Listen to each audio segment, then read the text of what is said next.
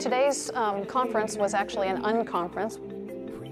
One of the great things about this kind of a format is that you actually get to hear live questions, and it becomes more of a dialogue instead of just a one-way presentation.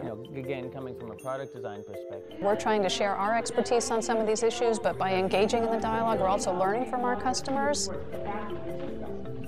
Sappi and IDEO created a unique collaboration to really understand their stakeholders. One of the most important things about the EQ tool is that it's just not a single message.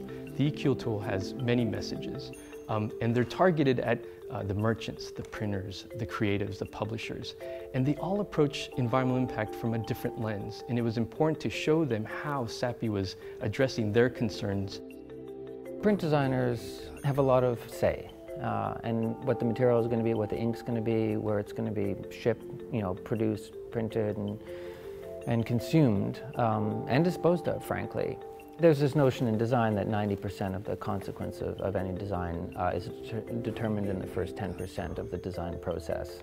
So Sappi is very interested in being early on that equation, where the greatest impact that you can make is when you pick your supplier.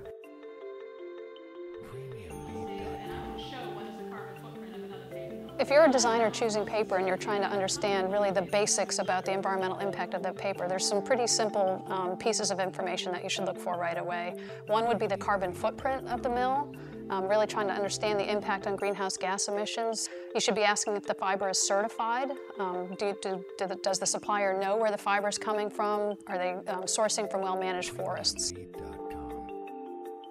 I think designers have a real responsibility to know the impacts that are created from their choices, and that we can no longer be satisfied with aesthetics and cost being the drivers for creating the products and services that we design.